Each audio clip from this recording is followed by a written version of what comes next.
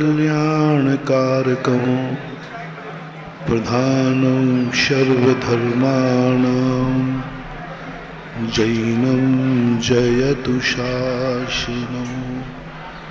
पंच परमेष्टि भगवान की, आचार्य श्री गुरुवर कुंद महाराज की जय हो।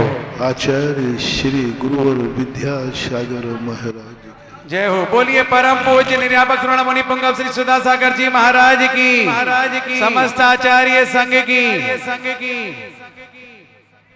सारी दुनिया यदि स्वयं में लीन हो जाए तो सारी दुनिया खत्म हो जाएगी, और जो स्वयं में लीन है वह भी अस्तित्वहीन हो जाएगा। सिद्ध भगवान भी अपने स्व चतुष्टय में लीन है, लेकिन उन्हें भी पर का सहारा लेना पड़ता है। आकाश द्रव्य में अवगाहित हैं, अधर्म द्रव्य के कारण सिद्धालय में रुके हैं, और धर्मास्ति काय के अभाव के कारण आगे नहीं बढ़ पाते। इससे सिद्ध हुआ कि प्रत्येक सत्य वस्तु की जो इस सृष्टि को टिकाए हुए है वो है निमित्त शक्ति। और जो निमित्त शक्ति जो अपन ने 5-6 दिन पंचकणक में समझा, उस शक्ति को हमें समझना है। एक वैद्य जहर की निमित्त शक्ति को समझ करके औषधि बना देता है। एक भक्त भगवान की शक्ति को पहचान करके अपने जीवन को धन्य कर लेता है। भगवान की उपादान शक्ति नहीं पहचानना, भगवान की उपादान शक्ति में ज्यादा समय नहीं लगाना कि वो भगवान में क्या है, भगवान सिद्धालय में क्या कर रहे, भगवान का ज्ञान क्या करता है। बहुत सारे लोग इसी में समय खपा देते हैं। भगवान सर्वज्ञ हैं, भगवान क्या जानते हैं, भगवान ने जो जो जाना है वह होगा, इसी में समय खपा रहे। मेरा कहना महानुभाव, भगवान क्या जानते हैं वो उनके हवाले छोड़ो ना, अपन को क्या लेना देना। भगवान सिद्धालय में क्या करते होंगे, अपन क्यों माथा फोड़ी करें, वो जाने वो क्या करते होंगे, वो कितना सुख है उनको, अपन को क्या लेना देना, वो होंगे सुखी। उनके अंदर किस प्रकार की वो भगवान सारी सृष्टि को सर्वज्ञ बिल्कुल स्पष्ट जानते हैं। जो जो भगवान ने देखा है वो सब देख लिया। अरे क्यों प्रपंच में पड़ रहे हो उसमें। पूरे शास्त्रों में हमने ये बातें बहुत कम पढ़ी, आचार्यों ने भगवान की बहुत कम चर्चा की। सबसे ज्यादा अपन को विचार करना है कि ये वो भगवान हमारे काम के कितने। भगवान का पंच कल्याणक हुआ हो, भगवान के गर्भ में आए मरु देवी के यहाँ तो आए होंगे, मरु देवी की खुशी है, हमें क्या। भगवान का जन्म कल्याणक पर अभिषेक हुआ, मेरू पर हुआ होगा, हमें क्या। भगवान ने दीक्षा ली, रत्नत्रय प्राप्त किया, हुआ होगा, हमें क्या।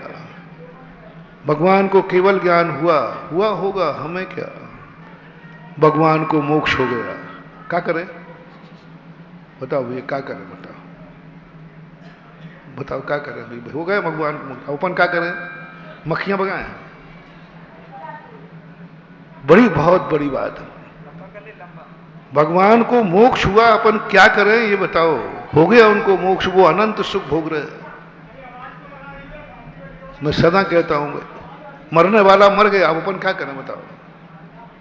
मर गया वो, और मर करके वो जहां जाना था वहां पहुंच गया, और वो तो अपने वहां के सुख दुख में मस्त हो गया। अब अपन क्या करें। आप लोग क्या करते हो, हमारा रोते बैठते हो और क्या करते हो। एक ही काम है। वो जीव जाकर के अपने कार्यों में व्यस्त हो गया, हमें हमारी कोई खबर ही नहीं, और हम उससे रोते बैठ जाते, हम उसकी याद करते रहते। हम उसको पूछते थे, और वो अपनी याद नहीं करता कि इन लोगों को सबको छोड़ के आया हूं, चला गया, मैं क्या करूं। तू वहां जाकर अपने कार्यों में मस्त हो गया, तो तेरे जाने के बाद मैं भी अपने कार्यों में मस्त हो गया, खत्म, टिट फॉर। और भगवान को मोक्ष हो गया, तो अपन तो भगवान नमोस्तु, आपको एक बार नमोस्तु कर लेता हूं बस, उसके बाद पर अपन कहते भगवान हमें क्या, आपको मोक्ष हो, आप अनंत सुखी हो गए, अब संसार की भटकन से बच गए, हम क्या करें।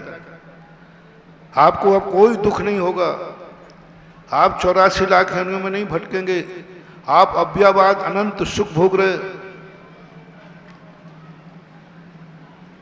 तब कई बार उनका चिंतन करता हूं, चिंतन करते करते मन कहता है कि क्या हम बावले हैं, हम क्या करें, उनको मोक्ष हो गया तो अब हम क्या करें। बहुत बड़ी बात कह रहा हूं महानुभाव, यहीं से अपनी तत्व दृष्टि शुरू होती है।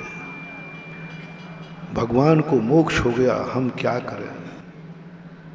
पिता मरण को प्राप्त हो गए, बेटा क्या करे, सावधान। पिता मरण को प्राप्त हो गए, बेटा क्या करे, रोता बैठे कब तक, 1 दिन 2 दिन 13 दिन, जिंदगी भर नहीं। नीति कहती है, नीति कहती है पिता का मरण हो गया, अब बेटा क्या करे, बेटा पिता की वसीयत संभाले, पिता की गद्दी संभाले, पिता की इज्जत को कायम रखे, बहुत बड़ी जिम्मेवारी आ गई है। रोने का समय नहीं है पिता के मरने के बाद। जिन जिन को रोना है पिता के सामने रो लेना रे।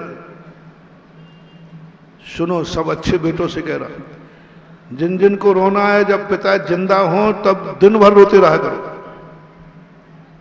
दिन भर रोते बैठा रहा करो, क्योंकि अभी सब कुछ संभालने वाले कौन है, पिताजी है। इसलिए तुम्हारे रोते रहो फोते रहो कुछ भी करते रहो, कोई फर्क नहीं पड़ता। पिता के मरने के बाद समय रोने का नहीं है, जिम्मेवारी का है।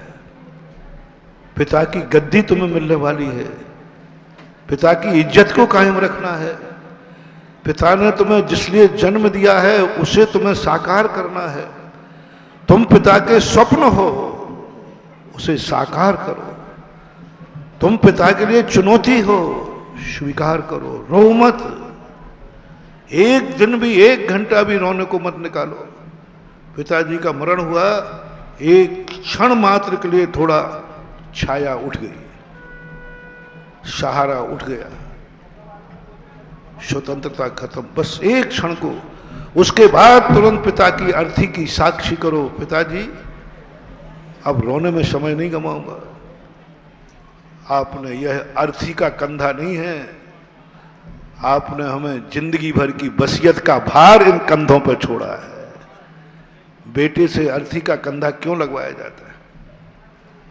बेटे क्यों सबसे पहले अर्थी का कंधा लगाते हैं अर्थी में? वो इस बात का प्रतीक है कि अब इन कंधों पर जो पिताजी अपने सिर पर भार लिए थे, अब वो भार सब तुम्हारे कंधों पर आ गया। अब अपन कुछ करें, हमें क्या करना है?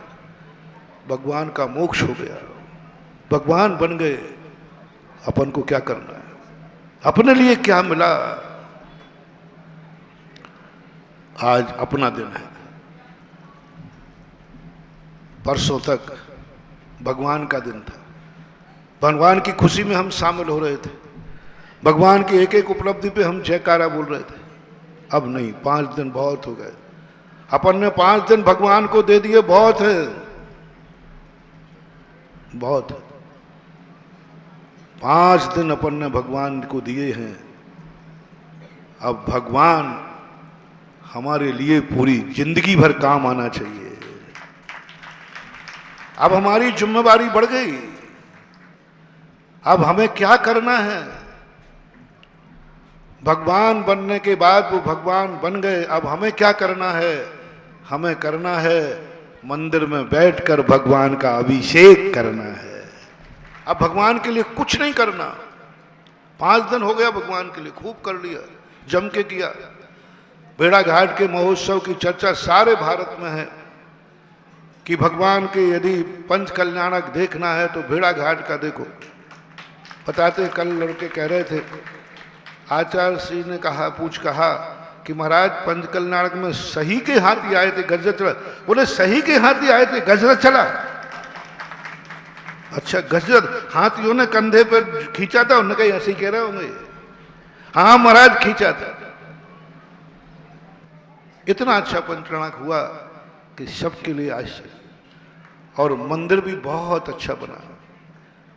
11 साल तक निरंतर मंदिर कमेटी ने जो मेहनत की है वो आशीर्वाद के पात्र है।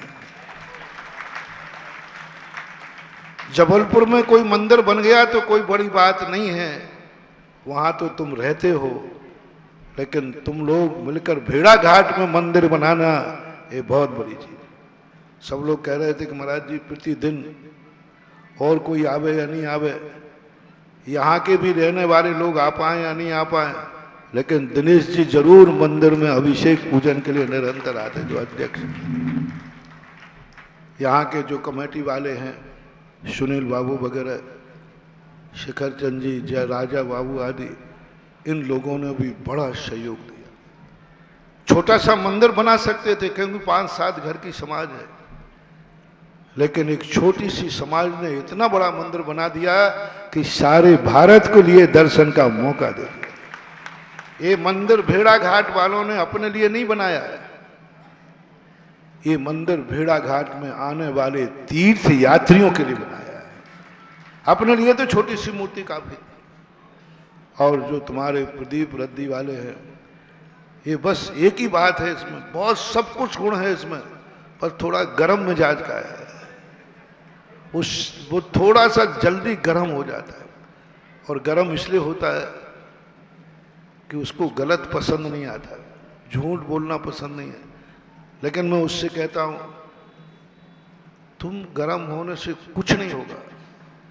संसार में झूठ बोलना, गलत कार्य करना बंद नहीं होगा। तू जो पसंद कर रहा है, मैं उसका विरोधी हूं।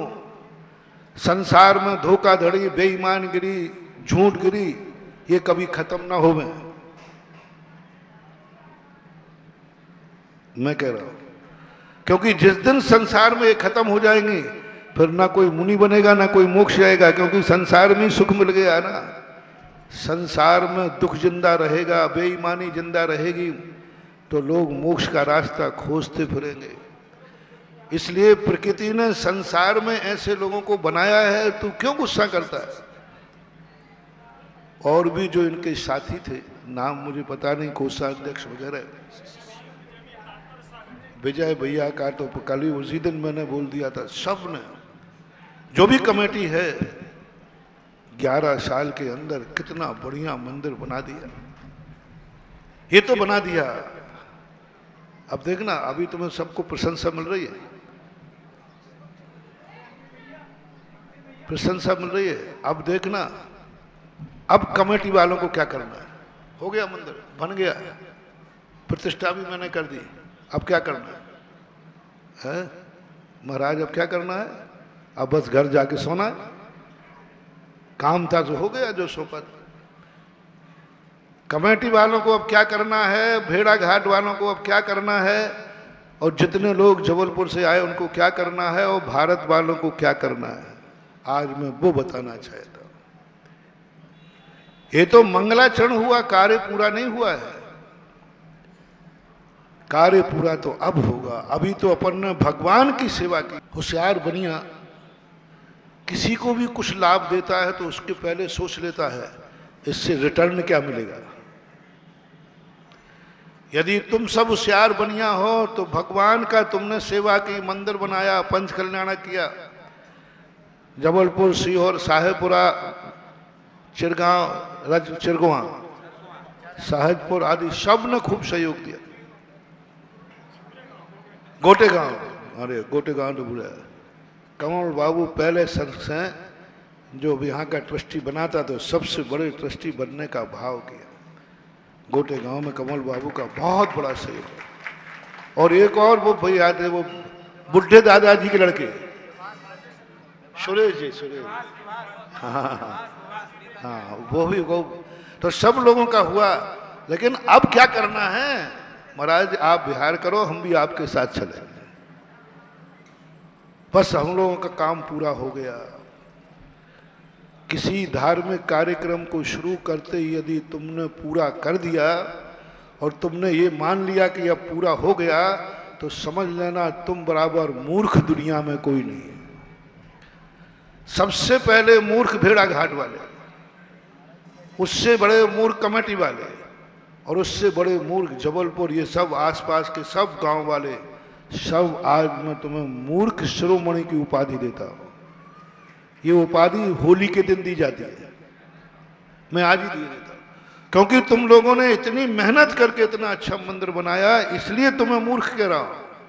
अब इतना बढ़िया पंचकर्णा किया, इतनी मेहनत की, दान भी इतना बढ़ चढ़ा के किया। सारा भारत कहता भेड़ा घाट में इतना दान, इतनी बोलिया, वो भी तुमने बहुत बड़ा चढ़ा के लिया, इसलिए तुम्हें मूर्ख कह रहा हूं। यदि ये मंदिर घटिया बनाते, पंचकर्णा बेकार करते, बोलियां यहां जाती ही नहीं, तो फिर तुम्हें मूर्ख शिरोमणि नहीं कहता। सन्नाटा क्यों छा गया? तुम सौधर्मंद बने, कुबेर बने, सारे पात्र बने, इसलिए तुम्हें मूर्ख कह रहा हूं। लेकिन अभी कह रहा हूं, अभी उपाधि दी नहीं। सुनना सुनना सुनना, घबराना मत, क्योंकि तुमने सब कुछ भगवान के लिए किया, सब कुछ भगवान के लिए। मैं इसमें कोई संदेह नहीं करूंगा, कोई विकल्प नहीं करूंगा। सबने जितना शक्ति प्रमाण था, सबने भगवान के लिए किया, गुरु के लिए किया, गुरु की आज्ञा को सिरोधार्य किया। मेरी डांट को भी तुमने आशीर्वाद माना, बुरा नहीं माना, बुरा नहीं माना। मैंने डांटा भी, कमेटी को भी डांट पड़ी, लेकिन बहुत खुशी की बात है, कमेटी ने उस डांट को भी क्या माना? आशीर्वाद माना। पंचकल्याण के प्रत्येक कार्यकर्ता ने डांट को भी आशीर्वाद माना। इसलिए मैं तुम्हें कहीं से भी एक नंबर कम नहीं कर रहा हूं। तुमने सब कुछ भगवान के लिए किया, गुरु के लिए किया। इतना सब कुछ करने के बाद आज मैं तुम्हें मूर्ख उपाधि देके जाऊं? बोलो, यदि इसी में खुश हो तो प्रवचन बंद करूं? मैंने उपाधि दे दी, बोलो ना। नहीं नहीं महाराज, कैलाश कह रहा है ऐसा नहीं।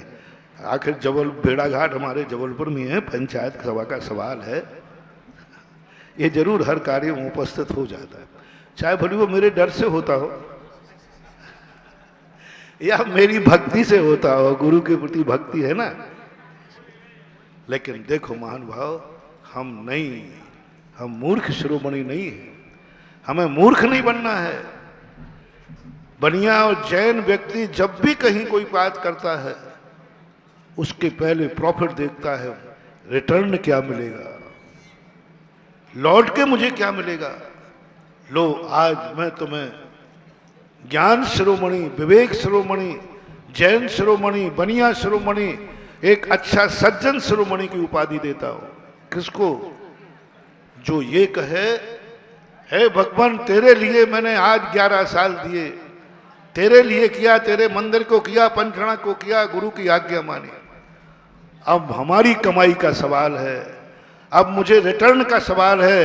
अब सारी जिंदगी भर हे प्रभु मैं तुमसे कमाऊंगा, सारी जिंदगी भर अब मैं तेरे गंदों तक लूंगा, सारी जिंदगी भर तेरी पूजा करूंगा, सारी जिंदगी भर जब भी मेरे संकट आएगा तेरे से दूर करवाऊंगा, और जब भी मेरी इच्छा होगी सारी इच्छाएं तेरे से पूरी कराऊंगा। अब मैं तुझे जिंदगी भर छोड़ने वाला नहीं। किसी के जीवन में स्त्री पीछे पड़ जाए, फिर गला छुड़ाना, बोलो ना, जल्दी बोलो। कोई स्त्री तुम्हारी जिंदगी में एक बार आ जाए, फिर उससे पिंड छुड़ाना कितना कठिन है। कोर्ट अदालतें हो जाती है, पता नहीं क्या क्या होता है, रोते हैं लोग कई बार। एक पुरुष की जिंदगी में स्त्री एक बार प्रवेश कर जाए, उसको छुड़ाने में पसीना आ जाता है, फिर भी कोर्ट कचहरी से छूट जाता है। लेकिन आज दिखा दो भगवान को कि हे भगवान, अब भक्त आपके गले पीछे पड़ा है, जिंदगी में क्या आप जन्म जन्म तक मेरे से पीछा नहीं छुड़ा सकते, कोर्ट से भी नहीं, कचहरी से भी नहीं। एक बार भक्त पीछे पड़ जाए भगवान के, स्वप्नांतरेपि भवांतरेपि न कदाचित पीक्षितोषि। क्या कहते हैं पूज्यवर मानतुंगाचार्य, भवांतरेपि न पीक्षितोषि। हे भगवान, आप समझ रहे थे कि हम आपकी सेवा कर रहे हैं, पहले समझते हो आप लोग स्त्री हमारे जीवन में आ गई, हमारे घर में सुख हो जाएगा, बहुत अच्छा रहेगा, ये हो जाएगा। लेकिन ध्यान रखना, जिंदगी भर तुम्हारी पाबंदी हो जाती है। अब तुम दीक्षा भी लेना चाहो तो मुश्किल हो जाता है। तात्पर्य सागर को दीक्षा लेने में कितनी परेशानी हुई, किसने विघ्न डाला? हाँ, वो तो गली मत थी कि वो तो तात्पर्य सागर और आचार्य से पड़ गए तो वो जीत नहीं पाई, नहीं तो पक्का है वो जाने नहीं देती, कोई नहीं जाने देता, माँ भी नहीं जाने देती पत्नी। लेकिन भगवान, दिखा दो भगवान को, हे भगवान अब मैं जिंदगी में आपकी आ गया हूं, 5 दिन मैंने आपकी सेवा की, आपको भगवान का रूप दिया, आपको मंदिर बनाया, शासन दिया, अब मैं जन्म जन्म तक आपको छोड़ने वाला नहीं हूं। अब मंदिर आपके लिए नहीं आऊंगा, मंदिर में आप मेरे लिए बैठोगे, आप मेरे लिए आओगे। अब मैं मंदिर आऊंगा आपके लिए नहीं, मेरे लिए आऊंगा। अब मैं अपना पुण्य कमाऊंगा। अभी तक 5 दिन मैंने आपको गमाया है, अब सारी जिंदगी आपके मंदिर में आऊंगा कमाई के लिए। मैं कमाऊंगा आपका दर्शन करके, आपका पूजन करके, आपका गंधोदक लेके सारी जिंदगी कमाऊंगा। वह व्यक्ति सज्जन ज्ञान शिरोमणि है जो आज प्रतिज्ञा कर ले कि भगवान अब मैं भेड़ा घाट के शांतिनाथ भगवान को पयोदय तीर्थ क्षेत्र का पिंड छोड़ने वाला नहीं हूं। जब भी मौका मिलेगा, साल भर में एक बार तो यहां तेरा अभिषेक करने आऊंगा, विधान करूंगा। महीने 15 दिन में एक बार जरूर तेरे पास आऊंगा। और भेड़ा घाट वाले तो नियम ले ही दे दिया है, अब भगवान प्रतिदिन तुझे नहीं छोड़ूंगा। सुबह जाकर आऊंगा, तेरे पास आऊंगा, तेरे लिए नहीं, मैं अपनी कमाई के लिए। तेरा गंधोदक लूंगा अपने पापों को दूर करने के लिए, तेरी पूजा करूंगा अपने पुण्य कमाने के लिए। जो कुछ भी करूंगा, आज का दिन भगवान से कमाई का है। 5 दिन जो अपन ने इनको दिया है, आज प्रथम अभिषेक और शांति धारा में वो सब वसूल करना है। मैं ब्याज के भगवान को भी पता चल जाए कि मैं किन बनियों के चक्कर में पड़ा हूं। इन्होंने 5 दिन मुझे क्या देकर, इन्होंने तो जिंदगी भर के लिए, इन्होंने 5 दिन मुझे दिए और अब तो ये जिंदगी भर को इन्होंने अपना बना लिया। अब मुझे जिंदगी भर यहां बैठना पड़ेगा भक्तों के लिए, जिंदगी भर मुझे मंदिर में मौजूद रहना पड़ेगा भक्तों के लिए, जिंदगी भर मुझे अभिषेक करवाना पड़ेगा भक्तों के लिए, जिंदगी भर हमें अभिषेक करवाना पड़ेगा भक्तों के लिए। और ऐसा अपन इनके पीछे पड़ जाए कि भगवान को भी सोचना पड़े कि मैंने 5 दिन की सेवा लेकर के गलती की। अब तो हो चुका भगवान, अब यहां डाइवर्स नहीं होता, अब यहां कोई डाइवर्स नहीं होता। भक्त और भगवान का दुनिया का एक संबंध ऐसा है जिसमें कभी डाइवर्स होता नहीं, कोई कर नहीं सकता। भगवान भी चाहे तो नहीं, हो ही नहीं सकता। हो गया, संबंध हो गया। और आज अपन को भगवान का प्रथम अभिषेक कलसा करके, शांति धारा करके, अभिषेक करके पूरा वसूल करना है, पूरा पुण्य लेना है। इतना पुण्य कमाओ आज, इतना पुण्य कमाओ कि 5 दिन में जो खर्च किया है वो तो छोड़ो, जिंदगी भर में जितना कमाऊंगा वो आज के अभिषेक के पुण्य में कमा डालूंगा। आज उस गंधोदक से इतना कमाओ कि सारी जिंदगी का राज लुट गया था। मैना सुंदरी कहता है, भगवान मैं आपकी पूजा की है, मैंने आपका गुणानुवाद किया है, एक एक पाई वसूल करूंगी। मेरे पति आदि 700 कोड़ियों ने ऐसी बीमारी उठाई है कि इस बीमारी को ठीक करने में पूरा राज्य चला गया, राज्य चला गया, जिंदगी चली गई, राजपथ चला गया, राजगद्दी चली गई। मैं भी राजकुमारी थी, राजा की बेटी, वो भी मैंने खपा दी। हे सिद्ध भगवान, मैंने तेरी जय बोली है, ऐसे ही नहीं बोली, एक एक पाई वसूल करूंगी। सारी जिंदगी में जो कुछ मैंने गमाया है, तेरी 8 दिन की पूजा, तेरे 8 दिन की सेवा, तेरे 8 दिन का गुणानुवाद, तेरे 8 दिन का अर्घ मेरी सारी बर्बादी लौटाएगी। ऐसे ही फोकट में सेवा नहीं करता है सम्यक दृष्टि, सम्यक ज्ञानी। 8 दिन मैंने तुझे दिए हैं सिद्ध भगवान, आज मैं तेरा अभिषेक करके, आज तेरा गंधोदक लेकर के जो कुछ भी मैंने खोया है वो सब मेरा वापस होगा, इस विश्वास के साथ मैं अभिषेक कर रहा हूं। सब कुछ आज जो जितने लोग यहां आए हैं, जितने पंचकर्णा मुझे, सबको एक ही बात कहना है, भगवान अब मेरा काम है, अब तेरे लिए मैंने पूज्य बनाया है, आप चुपचाप मुझे चरणों की रज दीजिए। आज भगवान को कुछ नहीं देना है, आज भगवान के चरणों की रज अपन को लेना है। भगवान नहीं चाहिए मुझे, क्या चाहिए? उद्भूत भीषण जलोधर भार भुगना सोच्याम दशा मुपगताच्युत जीवितासा त्वदपाद पंकज रजो मृत दिग्ध देहा मृत्या भवंति मकरध्वज। क्या बात, आज दीजिए मुझे वो रज। उस रज में इतनी ताकत है कि मैं जिंदगी में सब कुछ खो चुका, मरने की स्थिति याद है, जीने की आशा छोड़ चुका हूं। आज मैं तेरी रज लेकर के वो भी दुनिया को दिखाना चाहता हूं कि मैं कोई मूर्ख नहीं था जो 5 दिन तक भगवान की सेवा की, मैं मूर्ख नहीं था जो 5 दिन का इनका पंचकर्णा किया, मैं मूर्ख नहीं था जो मैंने इतना दान दिया, मैं मूर्ख नहीं था जो इतना मंदिर बनाया। सारी जगत को दिखा दूंगा आज वह भगवान के चरणों का गंधोदक लेने के लिए मैंने यह सब कुछ किया था। और इस गंधोदक में वो ताकत है, जो कुछ भी जीवन में मेरे बर्बाद हुआ है वो सब मैं ब्याज के लौट के आएगा और मेरा पति मकरध्वज बन करके रहेगा।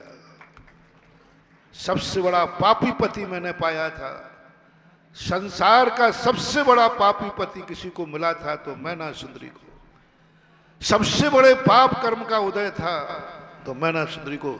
आप लोग मुझे शेयर करना, आपके बेटा बिटिया भी हैं, महिलाएं भी शेयर करना, जैसा मैना सुंदरी को पति मिला था कोड़ी, ऐसा वर्तमान में किसको व्यक्ति को विवाह के पहले कोड़ हो और कोड़ी को वरमाला किसने डाली? कोई भारत में एक एग्जाम्पल बता, विजय नेता तू बता है, कोई बताए हाथ उठा के। ऐसा पति जिसके कोड़ से पीप झर रही हो, कीड़े गिर रहे हो और उसको वरमाला डालना पड़ी हो, ऐसी भारत में किस कन्या का पाप का उदय तुमने सुना? कैलाश जी सुना है कभी? कमल कुमार, दिनेश, कोई नहीं मान ले सब। और मैना सुंदरी ने वो किया कि नहीं? क्या देखो, सुनो महानुभाव, एक ही चीज के बल पर कि 8 दिन भगवान तेरी पूजा की है, सेवा की है, अब मुझे लेने का सवाल। मुझे आप नहीं चाहिए, आपका गंधोदक चाहिए। इसी गंधोदक के लिए मैंने तुम्हें पूज्य बनाया है, इसी गंधोदक के लिए मैंने पंचकर्णा किया है, इसी गंधोदक के लिए ये मंदिर बनाया है, इसी गंधोदक के लिए मैंने 11 साल अपना सब कुछ छोड़कर तेरा मकान बनाया। इसी गंधमात और कोई कारण नहीं बंधु, एक कारण मात, भगवान का गंधोदक मुझे चाहिए, क्योंकि मूर्ति का गंधोदक कार्यकारी नहीं, मात गंधोदक के लिए तुमने पंचकर्णा किया है। तुम ये संकल्प आज भगवान के सामने करो कि भगवान इस गंदोदक के लिए मैंने तुम्हारे पंचना किए हैं, तो तुम मूर्ख शिरोमणि नहीं, सज्जन शिरोमणि और ज्ञान शिरोमणि कहलाओ। दूसरा, आंखों को धन, आपके दर्शन से मैंने आपको इतना बड़ा मंदिर बनाया, इतने बड़े भगवान बैठा रहे, इतना बड़ा पंचना किया, किस लिए मालूम भगवान आपको? मैं होशियार बनिया आदमी हूं, ऐसे नहीं किया मैंने अपनी आंखों को, क्योंकि जो तेरा दर्शन कर लेता है प्रतिष्ठा के बाद, उसके निधत्त निकाचित, अतीत में मैंने कितने भी पाप किए हों, वे पाप सब क्षय को प्राप्त हो जाते हैं। उन पापों के क्षय के लिए मैंने तेरा पंचकर्म किया है, उस क्षय के लिए मैंने तुझे भगवान बनाया है, उस क्षय के लिए मैंने ये मंदिर बनाया है, उन पाप कर्मों की, क्योंकि मैं जन्म जन्म का पापी हूं। बोलो बोलो, सब बोलो, मैं जन्म जन्म का पापी हूं, मैं जन्म जन्म का पतित हूं, मैं अपावन हूं। संसार का ऐसा कोई पाप नहीं है जो मैंने नहीं किया हो। और मैंने कानून की किताब पढ़ ली है, जो पाप मैंने किए हैं यदि उसकी सजा मुझे मिलेगी तो मैं सहन नहीं कर पाऊंगा। समझ रहे हो ना? हर व्यक्ति कान खोल के सुने। पूज्यवर शिव कोटि महाराज भगवती आराधना में कहते, इन व्यक्तियों ने, अपन सब ने इतने पाप किए हैं कि यदि उन सब पापों पर केस चले, सजा मिले, तो अपन अनंत भव तक भी वह सजा पूरी नहीं कर पाएंगे, नहीं करेगा, वो भोगना पड़ेगा। पापी इतने कर लेते, एक एक समय में हम 30-30 कोड़ा कोड़ी सागर वर्ष का कर मान देते, तो आप मुश्किल हो जाएगा। रात भर का अंधेरा है, उसको हटाने के लिए कितना समय चाहिए? मेरे गुरु ने कहा कि एक उपाय है, जन्म जन्म तक भी ये पापों की सजा पूरी नहीं होगी, बस एक उपाय है कि तू मंदिर बनाकर भगवान की पंच कल्याणक प्रतिष्ठा करके, प्रतिष्ठा के बाद अपनी इन सगी आंखों से भगवान के दर्शन करने का नियम ले ले, तो सारे के सारे पाप इसी क्षण में कट जाएंगे। इसलिए मैंने तेरा पंच कल्याण किया है, जिससे वो जन्म जन्म के पापों की सजा मुझे न मिले और बिना सजा ही क्षय को प्राप्त हो जाए। पूज्यवर वीरसेन स्वामी, जिन बिंब दर्शन ने निधत्त निकाचित कम खय दर्शना दो। वीरसेन स्वामी महाराज कहते, जिनेन्द्र भगवान की मूर्ति के दर्शन करने से बड़े बड़े पाप, मैंने सुधी ने यही कहा, मैंने तेरी पूजा इसलिए की भगवान कि मैंने ऐसा पाप किया मेरे पति ने जो जिंदगी में कभी क्षय होने वाला नहीं, लेकिन तेरे दर्शन से, तेरी पूजा से, तेरे गंदोदक से वो क्षण मात्र में क्षय को प्राप्त हो जाए। पूज्यवर मानतुंग आचार्य महाराज ने भक्तांबर में यही लिखा कि मैं सुबह उठ करके तेरे चरणों में क्यों आ गया मालूम? भगवान, रात भर का फैला हुआ अंधेरा, जैसे सूर्य की किरण निकल ही पाती है और रात भर का अंधेरा कहां गायब हो जाता है? क्षण मात्र में सूर्य की किरण थोड़ी सी निकलती है और पूरी पृथ्वी का अंधेरा गायब है। और अंधेरा कब का था? इसी प्रकार से हे भगवान, जिंदगी भर जन्म जन्म का अंधेरा मेरी आत्मा में था, और जैसे ही आप रूपी प्रतिमा के सूर्य का उदय मेरी आंखें देखेंगी, मेरे जिंदगी का अंधकार क्षण मात्र में दूर हो जाएगा। इसलिए मैंने तेरी प्रतिष्ठा की है। बस अब आप लोगों को मैंने बता दिया, समय कम है, कार्यक्रम भी बहुत है। आप लोग अब भेड़ा घाट को जब मौका मिले, जब रिश्तेदार तुम्हारे भेड़ा घाट आए, तुरंत एक ही बात कहना, भेड़ा घाट घूमो, सब घाट घूमो, लेकिन भेड़ा घाट में बैठे हुए पदों तीर्थ क्षेत्र के दर्शन करना मत भूलना। ये जरूर हिदायत देकर भेड़ा घाट भेजना। कभी तुम कभी घूमने आओ तो पहले यहाँ आओ, फिर बाद में जाओ, या बाद में आओ कहीं, लेकिन भूलना, क्योंकि ये भगवान, और आज आपने जिस लिए भगवान बनाए हैं उसका लाभ उठाना। यानी आज जितने लोग आए हैं, पुरुष हैं वे अभिषेक करेंगे और महिलाएं हैं वो सब गंदोदक लेंगे, और जो आए नहीं हैं उनको गंदोदक ले जाएंगे। वो ही ज्ञानी है, बाकी पंचकर्मा कर लिया, तुम्हें जो लाभ मिलना था वो तो लिया ही नहीं। आज जो सबसे बड़ा काम, प्रथम अभिषेक और पहली शांति धारा जो करेगा, वो समझा जाएगा कि भगवान, और अभी शांति धारा करते करते कहना, भगवान कहेंगे कि बेटा मैंने जिंदगी में नहीं नहाया। भगवान चुपचाप बैठो, मैंने इसलिए पंचकर्मा किए आपके, इसी गंधोदक के लिए किए हैं, इसी शांति धारा के लिए किए हैं, इसी के लिए किए हैं। अब आप गड़बड़ मत करो, अब आप पिंड नहीं छुड़ा सकते हो। अब आपको मैंने 5 दिन दिए हैं, आप हमें जिंदगी भर गंधोदक दोगे, जिंदगी भर गंधोदक दोगे। 5 दिन मैंने आपको भगवान बनाया है, आप मुझे जिंदगी भर दर्शन दोगे, और जब जब मैं तेरे चरणों में आऊंगा तेरा आशीर्वाद मुझे मिलेगा, तेरा आशीर्वाद मिलकर के मैं करूंगा।